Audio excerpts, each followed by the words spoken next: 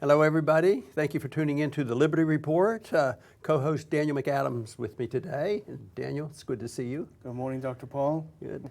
Guess what I want to talk about today? Foreign policy. Oh. And I have some complaints. But we're finding there's a few allies out there. It's interesting that sometimes progressives, Democrats, are more likely to say we shouldn't bomb the world. Of course, they would do something else with the money than we would. But we did find a couple people who are conservative libertarian types that think that we're too far stretched around the world. One is our old friend Pat Buchanan, who doesn't declare himself a libertarian, but he has some good instincts about war and involvement around the world. His article was America's Imperial Overstretch, and that's probably an understatement. And he goes into a lot of details explaining where are we. You know, we've talked about all these places, but when you put them in a list, there's a lot of places where we've been, like every place in the world. But the other one is Phil Giraldi, who wrote an interesting article. It says, "The War Against the World." And that's about it, And sometimes I think it's a war against ourselves and against the American people because the consequence is so great, when it comes to expensive loss of civil liberties and making ourselves less safe. So it's a world, I would add, the war against the world and the American people, But I know you've looked at these two articles. Any one thing that struck you as being, I know it's not a total surprise, but what was about these articles that was sort of impressive with you? Well, what's surprising to me is the disconnect between two astute analysts like Buchanan and Giraldi and the mainstream media, which reports purely the way the White House wants them to. There were, last week there was an overflight. The USS Donald Cook was in the Baltic Sea. It was 50 miles from Russian territory. The Russians had overflown with Sukhoi fighters over 20 times, and they were ignored, and they finally overflew at a very close range. And of course, that was videotaped and put on the U.S. media. Look at how bad the Russians are misbehaving. And Buchanan pointed out, they sent a message. What are you doing here? Yeah. Why do you have an Aegis combat-equipped U.S. ship within 50 miles of the Russian border? I thought that simple question was so crucial and just described it so well. What are we doing there? What's our government doing there? What is the purpose of this?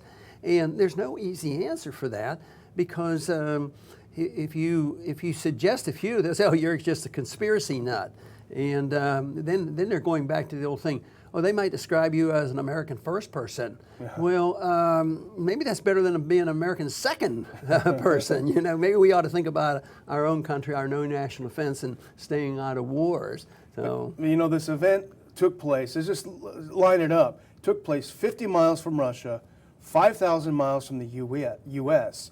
Yet it was Russian aggression acting 50 miles. And what's interesting, I was reading an article that Russian Insider put up, and the Polish media is covering this pretty extensively because the Donald Cook originally left out of Poland going up to Lithuania before it had these exercises. But, and I mentioned earlier, it was equipped with the Aegis combat systems. Those are missiles that target the Russian nuclear and non-nuclear missiles on the land, sea, and the air. And they conducted these exercises for 2 days with a fully equipped Aegis system.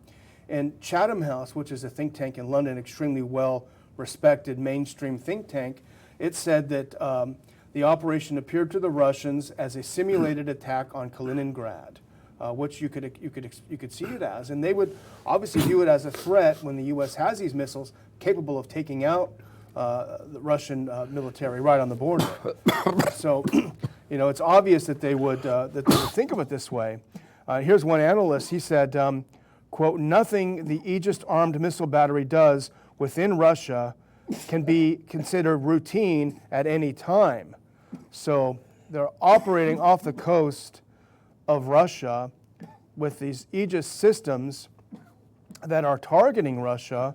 And yet, when the Russian response happens, they say that it's Russian aggression. So this is just it's a fascinating event that happened in the Baltic Sea. Well, not only at the Baltic Sea, it's all around the world. Yeah. Well, we had Just before we started recording, I looked up a headline and we both laughed at. It said, "The U.S. is protesting Chinese action in the South China Sea." So it's actually quite funny. And this has to do with the islands that the Chinese have constructed. And it's causing a bit of an uproar in the region because the other countries are not that happy about it. But then again, how many thousands of miles is it from the U.S.? But it's a great opportunity for the U.S. to expand its military and its naval presence. As a matter of fact, the U.S. announced that it's going to be regularly rotating in troops and equipment into the Philippines continuously. So this is a place where we left after the Cold War.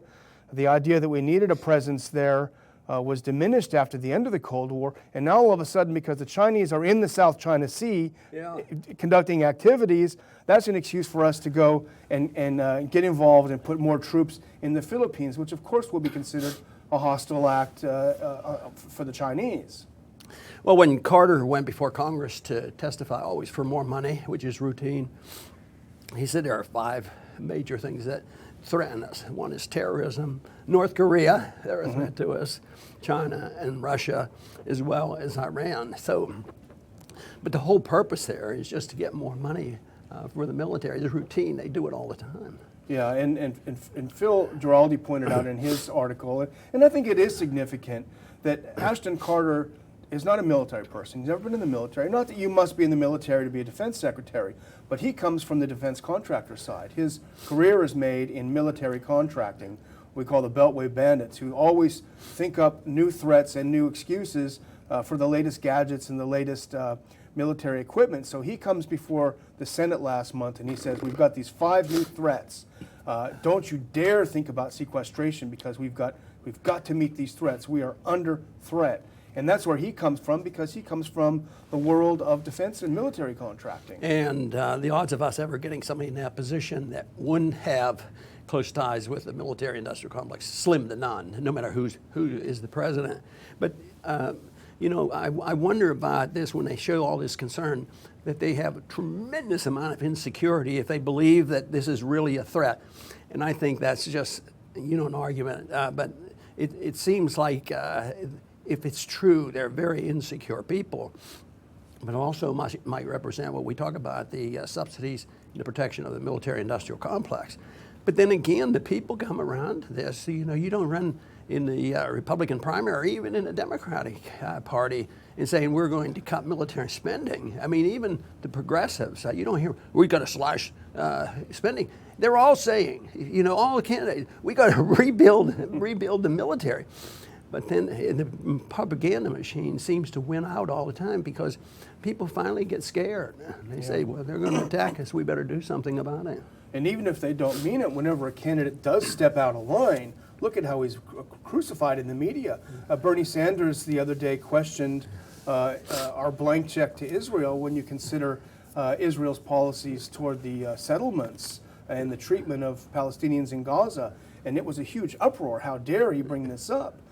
Trump mentioned, what are we doing defending rich Europe with NATO? Regardless of what he's going to do, if it's good or not, look what happened. The neocons went crazy. How dare he criticize this wonderful alliance? You know, so if you ever color out the lines, you're so far extreme that you can't even be, you know, discussed. Yeah, and this is not likely to change because I think things will get much worse, and then we'll run out of money and we'll go broke and we'll have to change.